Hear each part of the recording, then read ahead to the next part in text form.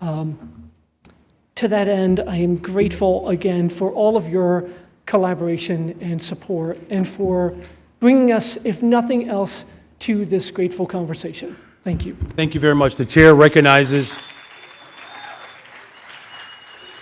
Thank you. Thank you. The chair recognizes Alderwoman Silverstein.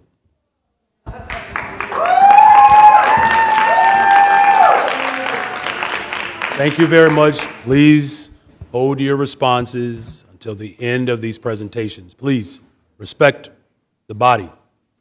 Alderwoman Silverstein. Thank you, Mr. President. I stand in opposition to this resolution. Today is 116 days since the October 7th terrorist attack. 116 days since 1,200 innocent Israelis were murdered and 240 people were kidnapped. For 116 days, those hostages have been living in hell. 116 days, they have suffered kidnapping, abuse, deprivation, and rape. 116 days, they'll have been waiting for the world to stand up for them and say their lives matter, that Jewish lives matter too. 116 days is way too long. 28 of us signed a letter saying we wanted to support a ceasefire resolution, but we wanted one that was balanced and didn't weaken Washington. I remain grateful for the support of those 28 alders, and I have been working with this council to propose edits and amendments for the resolution that would be acceptable. However, my comments were ignored, and the resolution you are being asked to consider is not a compromise. We all want peace in the Middle East. We all want an end to the bloodshed and an end to the war. But it is vital to understand what caused the conflict, and we should pass a resolution that addresses the issue responsibly. Hamas has been clear. They want to continue to attack Israel. We should not pass a resolution unless it makes clear that Hamas cannot and should not attack again. This resolution fails to do that.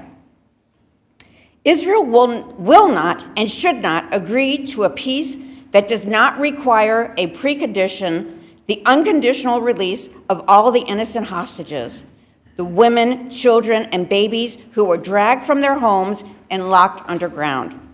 This resolution falls short in that regard. The United States military is under attack, and the U.S. service members have died. Our president is working towards creating peace in the region. At this moment, U.S. and Israeli negotiators are in Paris trying to make a deal. The resolution before us seeks to reduce the power of the U.S. government and undermines that effort. This resolution fixates on UN Resolution 377, also known as Uniting for Peace, which happens to be the title of the substitute resolution. This is something the president voted against in December. American troops and assets are being attacked, and you are being asked to weaken Washington's veto power in the United Nations Security Council, a right the U.S. uses to rein in authoritarian governments like Russia, North Korea, and China. Chicago, America's third largest city, should not vote to strip away President Biden's control over U.S. foreign policy, especially not as we are inviting him here for the Democratic National Convention. The Chicago Tribune last week called the Sanchez-Laspada resolution divisive and a waste of time. It pointed out that it encourages anti-Semitism at a time when anti-Jewish hate is already up a whopping 360%. The October 7th attack featured a level of barbarity rarely seen in modern society. Terrorists murdered babies, burned homes, and decapitated victims.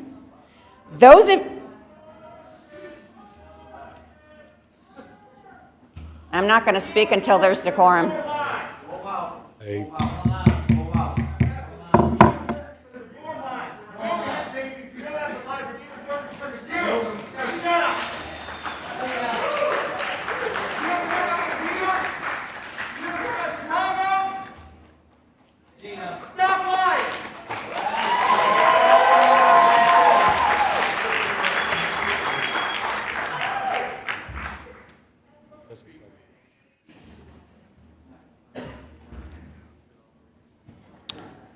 Please Those of you continue, who came- Alderwoman Silverstein.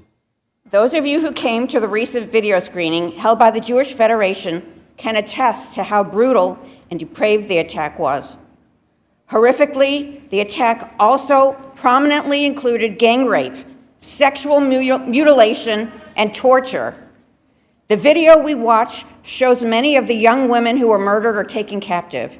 You can see the blood all over their pants as they are paraded through the streets of Gaza, a silent testimony to the rape and torture they went through.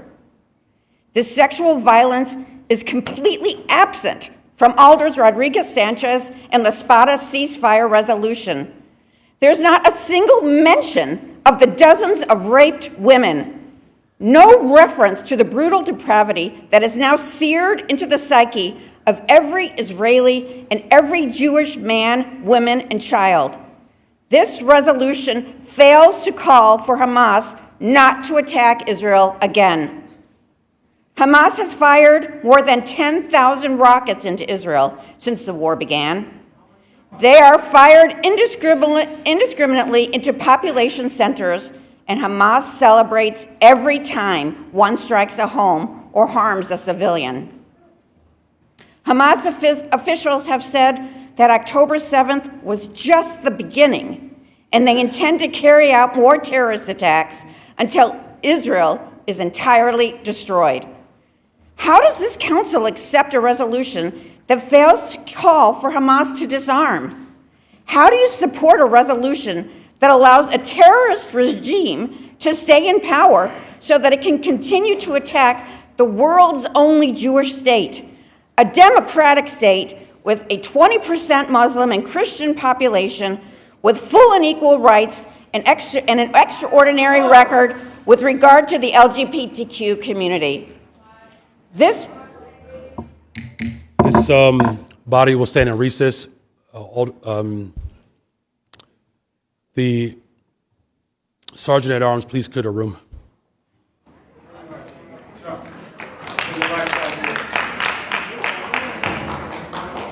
Over the dais. Over the dais.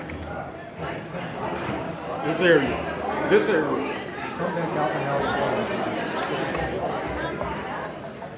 Chuck, turn those out. All right. Yep. On your feet.